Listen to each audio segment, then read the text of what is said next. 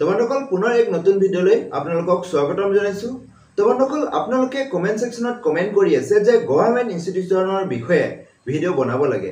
হয় বন্ধুসকল, আপোনালোকৰ বাবে এই স্পেশাল ভিডিঅ'টি লৈ আনিছো য'ত মই আপোনালোকক গভৰ্ণমেণ্ট ইনষ্টিটিউট বিলাকৰ বিষয়ে জনাবলৈ গৈ আছো আৰু সেই গভৰ্ণমেণ্ট ইনষ্টিটিউট বিলাকৰ কিমান তাৰিখৰ পৰা ফৰ্ম দি থকা হৈছে, ফৰ্ম জমা দিয়াৰ লাষ্ট ডেট কেতিয়া, মেৰিট লিষ্ট কিমান পাব্লিছ কৰিব আৰু কিমানটা ইনটেকৰ কাৰণে তেওঁলোকে ফ্ৰেছ কেণ্ডিডেটক এডমিশ্যন দিব, সম্পূৰ্ণ কথা অৰ্থাৎ অসমৰ গুৱাহাটী ইউনিভাৰ্চিটি এফিলিয়েটেড প্ৰায় 8খন গভৰ্ণমেণ্ট ইনষ্টিটিউটৰ বিষয়ে মই আপোনালোকক এই ভিডিঅ'টি জনাম। তো বন্ধুসকল, তেতিয়ালে ভিডিঅ'টি হ'বলৈ গৈ আছে বহুত ইনফৰ্মেটিভ।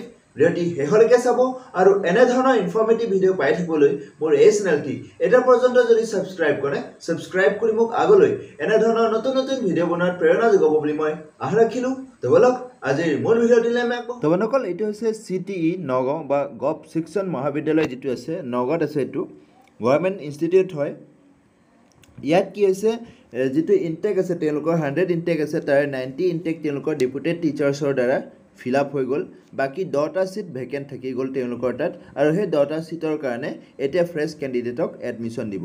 আৰু ফৰ্ম যোৱা 12 তাৰিখৰ পৰা ইছ্যু কৰি আছিল আৰু অহা 20 আগষ্ট তাৰিখলৈকে তেওঁলোকে লাষ্ট ডেট দিছে ফৰ্ম জমা দিয়াৰ। আৰু তেওঁলোকে কৈছে গুৱাহাটী ইউনিভাৰ্চিটিৰ যিসকল কোৱালিফাইড কেণ্ডিডেট তেওঁলোকে এই যিটো 10টা চিটৰ কাৰণে এপ্লাই কৰিব পাৰিব আৰু মেৰিট বেচিছত হ'ব। আৰু আপোনালোকে এটা এফিডেভিট বা আণ্ডাৰটেকিং এটা দিব লাগিব, যিটো আপোনালোকে কোনো ধৰণৰ গভৰ্ণমেণ্ট বা প্ৰাইভেট জব কৰি থকা নাই বুলি বা কোনো ধৰণৰ ৰেগুলাৰ কোৰ্চ কৰি থকা নাই বুলি আণ্ডাৰটেকিং দিব লাগিব। আৰু সেই আণ্ডাৰটেকিংটো আপোনালোকে নটাৰী কৰি আনিব লাগিব বা আপোনালোকে কোৰ্টৰ পৰা নটাৰী এফিডেভিট কৰি লৈ যাব লাগিব। নেক্সট তেনেধৰণে আপোনালোকক ইয়াত কৈছে যিটো আপোনালোকৰ মাৰ্কশ্বিট আছিলে বা আপোনালোকক যিটো কোৱালিফাইং আপোনালোকৰ যিটো নাম থকা লিষ্ট, যিটো সেই লিষ্টটো আপোনালোকে প্ৰিণ্ট কৰি যাব লাগিব। HSLC এডমিট আৰু certificate marksheet from class 10 onwards সকলোখিনি দিব লাগিব। কাষ্ট, PWD, EWS চাৰ্টিফিকেট দিব লাগিব যদি নেচেচাৰী হয়, কাষ্ট যদি নেচেচাৰী হয় কাষ্ট দিব লাগিব। পাছপৰ্ট চাইজ ফটো তেওঁলোকে বিচাৰিছে। তো এইটো আছিল আপোনালোকৰ CTE বা শিক্ষণ মহাবিদ্যালয় যিটো নগাঁও আছে। আৰু ইয়াত যদি আপোনালোকৰ এডমিশ্যন হয় তেতিয়াহ'লে আপোনালোকৰ যিটো এডমিশ্যন ফিজ প্ৰায় 12,500 টকা পৰিব। তেনেধৰণে বন্ধুসকল আৰু এখন ডায়েট আছে যিটো শোণিতপুৰত আছে, এইটো গভৰ্ণমেণ্ট ইনষ্টিটিউট হয়। আৰু ইয়াতো আপোনালোকৰ এডমিশ্যনৰ ফৰ্ম আজিৰ পৰা ইছ্যু কৰিছে আৰু অহা 20 আগষ্ট তাৰিখ তেওঁলোকে লাষ্ট ডেট দিছে আৰু 21 তাৰিখে তেওঁলোকে পাব্লিছ কৰিব আৰু এডমিশ্যন তেওঁলোকে 22 আৰু 23 আগষ্ট তাৰিখে কণ্ডাক্ট কৰিব। ইয়াত 50টা ইনটেক আছে, তাৰে কিছু যিটো ইনটেক তেওঁলোকৰ ভেকেণ্ট আছে আৰু সেই ভেকেণ্ট ইনটেকটো তেওঁলোকে ফ্ৰেছ কেণ্ডিডেটক এডমিশ্যন দিব। আৰু সেয়ে বন্ধুসকল, আপোনালোকে 20 আগষ্টৰ ভিতৰত ডাইট শোণিতপুৰত যদি এডমিশ্যন ল'ব বিচাৰে তেতিয়াহ'লে আপোনালোকে এডমিশ্যনৰ ফৰ্ম তাত ছাবমিট কৰিব লাগিব, এপ্লিকেশ্যন ফৰ্ম ছাবমিট কৰিব লাগিব। ফৰ্ম দি থকা হৈছে আজিৰ পৰা, আৰু কোনো ধৰণৰ বাই পোষ্ট বা ইমেইলত দিয়া যি আপোনালোকৰ এপ্লিকেশ্যন সেইটো একচেপ্ট কৰা নহ'ব বুলি কৈছে।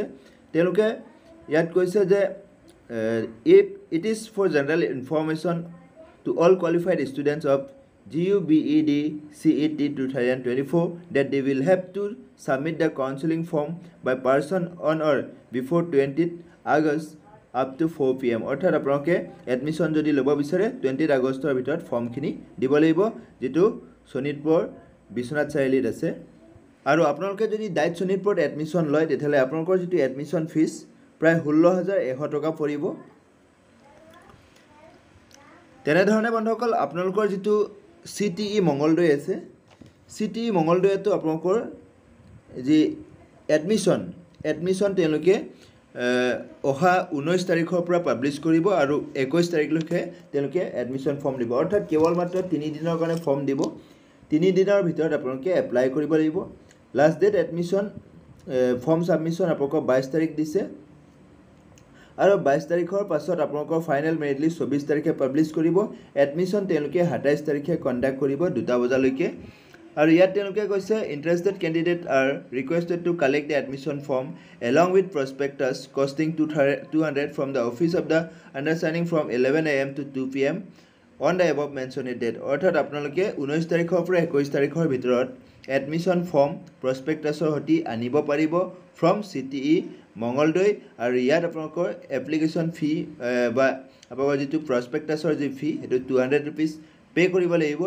আৰু ইয়াত আপোনালোকে এডমিশ্যন ল'ব পাৰিব। CTE মঙলদৈত যদি আপোনালোকে এডমিশ্যন পায় তেতিয়াহ'লে আপোনালোকৰ যিটো এডমিশ্যন ফিজ প্ৰায় 20,100 টকা পৰিব তো বন্ধুসকল এই তিনিখনত ফৰ্ম দি থকা হৈছে আপোনালোকে কালেক্ট কৰিব পাৰিব অতি শীঘ্ৰে তো বন্ধুসকল ইতিমধ্যে আপোনালোকে তিনিখন গভৰ্ণমেণ্ট ইনষ্টিটিউটৰ বিষয়ে গম পালে বা গভৰ্ণমেণ্ট বিএড কলেজৰ বিষয়ে গম পালে য'ত আপোনালোকে এডমিশ্যন ল'ব পাৰিব কিমানটা ইনটেকৰ কাৰণে তেওঁলোকে এডমিশ্যন আগবঢ়াব আৰু তেওঁলোকৰ ফৰ্ম জমা দিয়াৰ লাষ্ট ডেট কেতিয়া সম্পূৰ্ণ কথা গম পালে এটা কথা হ'ল বন্ধুসকল বাকী আৰু 5খন ইনষ্টিটিউট আছে বা বিএড কলেজ আছে যিটো গভৰ্ণমেণ্ট হয় তাৰে ভিতৰত বাণীকান্ত কলেজ অফ এডুকেশ্যন অৰ্থাৎ IASE যিটো গুৱাহাটীত যিটো আছে তাত আপোনালোকৰ ইনটেক আছিলে টোটাল যিটো ইনটেক কেপাচিটি তেওঁলোকৰ 100 আছে কিন্তু এতিয়ালৈকে তেওঁলোকৰ কোনো ধৰণৰ এডমিশ্যনৰ যি নটিফিকেশ্যন হেতু পাবলিশ কৰা নাই অৰ্থাৎ তেওঁলোকৰ এডমিশ্যনৰ নটিফিকেশ্যন পাবলিশ কৰা নাই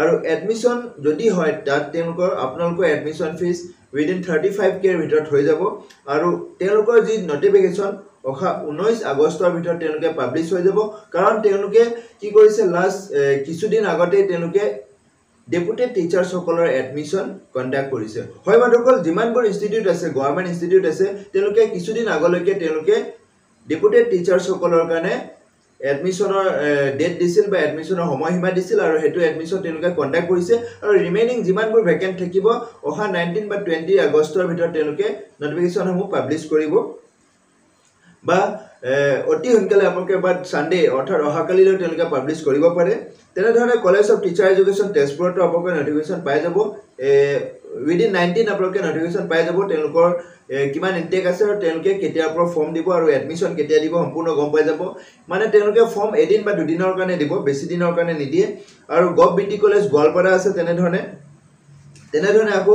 ডাইট গোৱালপাৰা আছে আৰু ডাইট কামৰূপ আছে তো এই কেইখন ইনষ্টিটিউটত তেওঁলোকে এডমিশ্যন দিব বিএডৰ কাৰণে আৰু তেওঁলোকে কিমানটা ইনটেকৰ কাৰণে এডমিশ্যন দিব আৰু যদি ভেকেন্ট থাকে তেওঁলোকে এডমিশ্যনৰ নটিফিকেশ্যন পাবলিশ কৰিব উইদিন 19 আগষ্ট তো বন্ধুসকল এইটো আছিল আজিৰ ভিডিঅ' আশা কৰিছোঁ আপোনালোকক এই ভিডিঅ'টিৰ জৰিয়তে কিঞ্চিত হ'লে উপকৃত কৰিব পাৰিছোঁ আৰু এই ভিডিঅ'টি আপোনাক যদি সঁচাকৈ উপকৃত হোৱা যেন অনুভৱ হৈছে তেতিয়াহ'লে লাইক শ্বেয়াৰ কমেণ্ট কৰাৰ লগতে এনেধৰণৰ ইনফৰ্মেটিভ ভিডিঅ' পাই থাকিবলৈ মোৰ এই চেনেলটি এতিয়া পৰ্যন্ত যদি ছাবস্ক্ৰাইব কৰে ছাবস্ক্ৰাইব কৰি মোক আগলৈ এনেধৰণৰ নতুন নতুন ভিডিঅ' বনোৱাৰ প্ৰেৰণা যোগাব বুলি মই আশা ৰাখিলোঁ আৰু এই ভিডিঅ'টি শেষলৈকে চোৱাৰ বাবে আপোনাক অশেষ ধন্যবাদ জয় আই অসম।